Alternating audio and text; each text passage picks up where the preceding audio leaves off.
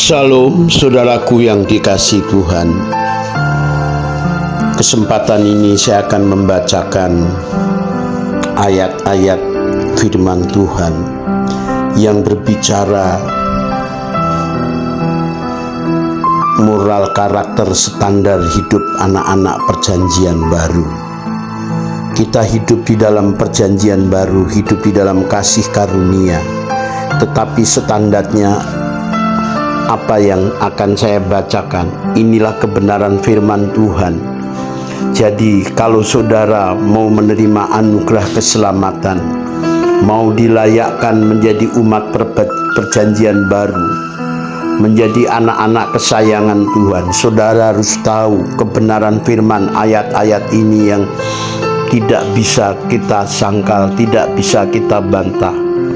Dan gereja yang benar, gereja yang alkitabiah akan mengajar semuanya ini. Tetapi jika gereja tidak mengajar semuanya itu, maka perlu dipertanyakan visi misi gereja tersebut, saudara.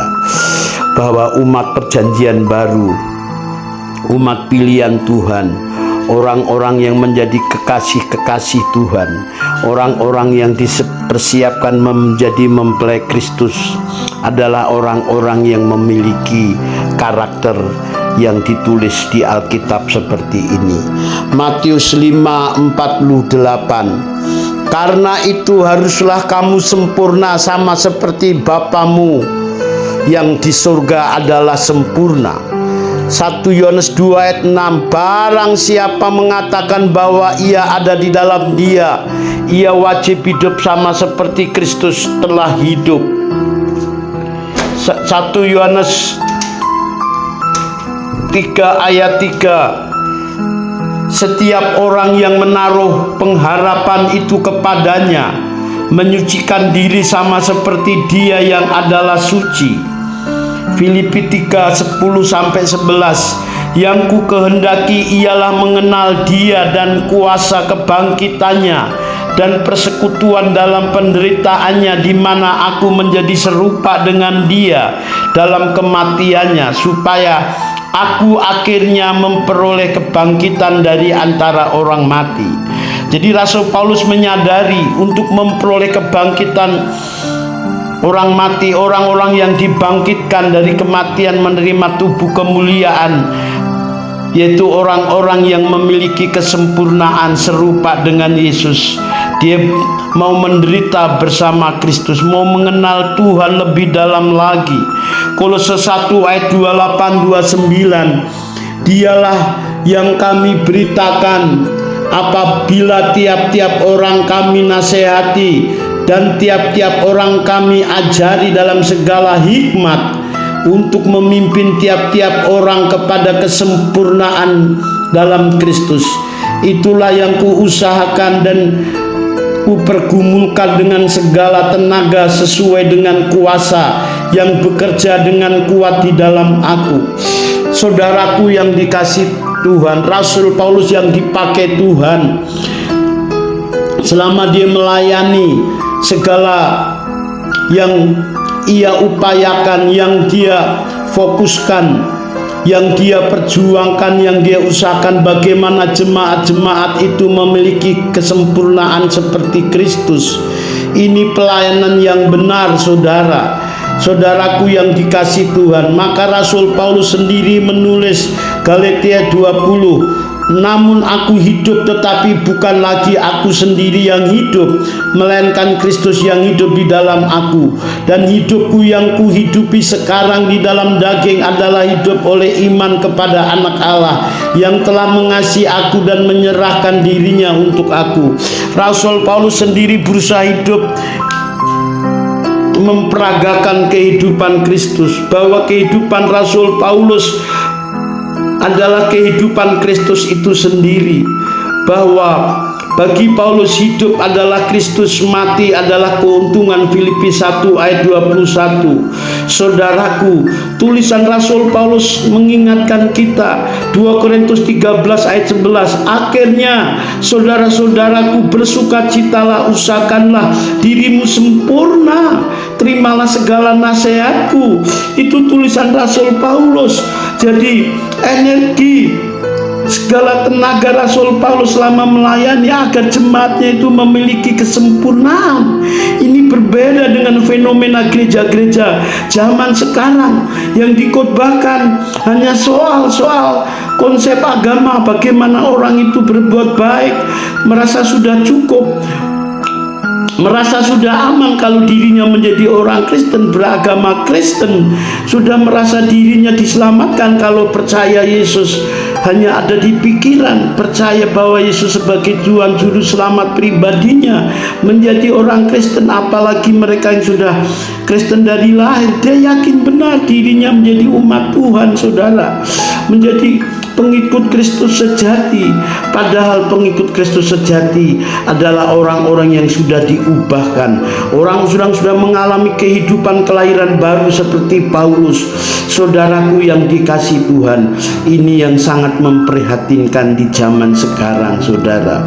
Saudaraku yang dikasih Tuhan, bahkan gereja-gereja yang tidak fokus kepada pertobatan, tidak fokus kepada keubahan hidup karakter, yang tidak mau berusaha hidup berubah seperti Kristus, yang dimulai harus dari pemimpinnya, dari hamba Tuhannya, gembalanya. Maka di pikiran mereka, asal jemaat itu rajin ke gereja, duduk tenang, jangan pindah-pindah, asal memberikan persembahan rutin, itu sudah menyenangkan, sudah memuaskan. Hamba Tuhan, ini mengerikan sekali. Ini penyesatan di akhir zaman. Padahal kriteria orang-orang yang akan diselamatkan, orang-orang yang menerima anugerah keselamatan, itu ditulis 2 Petrus 3, 10, 14. Tetapi hari Tuhan akan tiba seperti pencuri. Pada hari itu langit akan lenyap dengan gemuruh yang dahsyat, dan unsur-unsur dunia akan hangus dalam nyala api, dan bumi dan segala yang ada di atasnya akan hilang lenyap. Jadi segala sesuatu ini akan hancur secara demikian. Betapa suci dan salehnya kamu harus hidup, yaitu kamu yang menantikan dan mempercat kedatangan Tuhan. Pada hari itu langit akan binasa dalam api, dan unsur-unsur dunia akan hancur karena nyalanya. Tetapi sesuai dengan janjinya, kita yang menantikan langit yang baru dan bumi yang baru di mana terdapat kebenaran. Sebab itu saudara-saudaraku yang kekasih, sambil menantikan semuanya ini, kamu harus berusaha supaya kamu berdapatan tak bercacat dan tak bernoda di hadapan Tuhan dalam perdamaian dengan Dia. Saudaraku, inilah Injil yang benar. Injil yang benar mengajar kesucian, kesalehan hidup, berusaha hidup tak bercacat, tak bercela di hadapan Tuhan.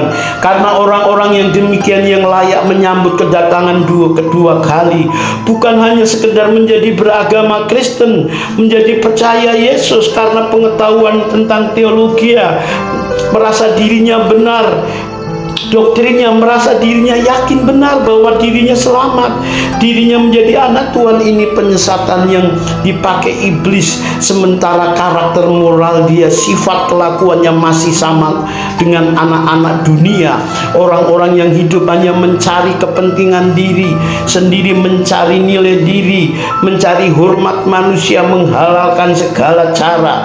Orang-orang ini akan dibinasakan, saudara, karena standar menjadi anak-anak Tuhan yaitu orang-orang yang memiliki kehidupan sempurna seperti Bapa, serupa seperti Yesus, berusaha hidup tak bercacat, tak bercela di hadapan Tuhan, memiliki kesucian, kesalehan hidup. Saya sebagai hamba Tuhan melayani dari tahun 1986 sampai sekarang. Saya masih berusaha terseot-seot bagaimana hidup saya menjadi berkat, tidak boleh menjadi batu sandungan, menjadi contoh teladan istri anak-anak saya. Di dalam melayani saya tidak mengharapkan upah apapun, karena bagiku itu melayani, kebanggaanku melayani tanpa upah saudara. Saudaraku yang dikasihi Tuhan, hanya orang-orang yang menyadari bahwa kekristenan itu adalah seperti Yesus, Kristen itu seperti Yesus, hanya orang-orang yang menyadari hal ini, maka mereka tidak akan puas menjadi orang Kristen, tidak merasa aman menjadi orang Kristen kalau mereka belum seperti Yesus, belum mengalami kelahiran baru, agar mereka dipersiapkan menjadi mempelai Kristus hidup tak bercacat tak bercela di hadapan Tuhan. Karena ini sudah akhir zaman, hanya sedikit sekali, bahkan tidak ada gereja yang menyuarakan kebenaran ini saudara. Biarlah melalui kebenaran firman ini saudara disadarkan. Salam, terima kasih, Tuhan memberkati saudara.